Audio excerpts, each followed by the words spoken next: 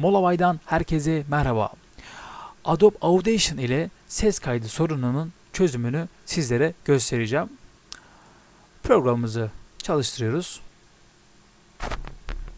Evet. Ekrana şöyle bir panel geldi. Şimdi sol kısımda Waveform var. Buna bir defa tıklıyoruz. Şimdi burada projemizin adını soruyor bize. Bunun adı deneme olsun. Şimdi geldik önemli kısma. Şimdi program ilk waveform'a tıkladığım zaman program kendisi bunu otomatik atadı. Şimdi şunları da aynı şekilde stereo seçti. 32 bit olarak seçti kendisi. Şimdi hiçbir ayara dokunmadan ok tuşuna bir defa basıyorum. Evet. Şimdi mikrofonum hazır. Kayıt tuşuna basacağım. Evet. Kayıt tuşu da şurası oluyor. Buna bastığım zaman kaydımızı almış oluyoruz. Basıyoruz ve ekrana şöyle bir hata çıkıyor. Şimdi arkadaşlar bunun sebebi mikrofonumuzdaki hertz ile programdaki hertz uyuşmamaktadır. Yani ikisi çakışıyor. Şimdi ikisinin uyumlu olması için ufak bir ayar yapmamız gerekiyor. Onu da şimdi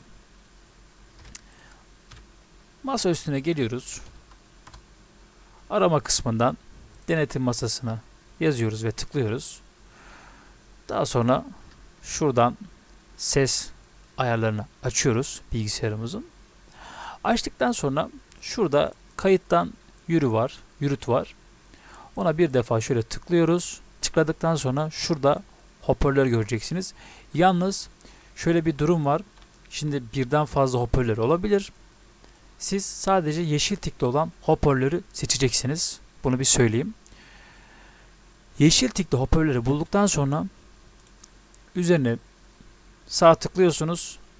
Özellikler diyorsunuz ve bu kısımdan şöyle gördüğünüz gibi gelişmiş seçeneğini tıklıyorsunuz. Şimdi programı açıyorum. Şunu tekrar kapatıyorum.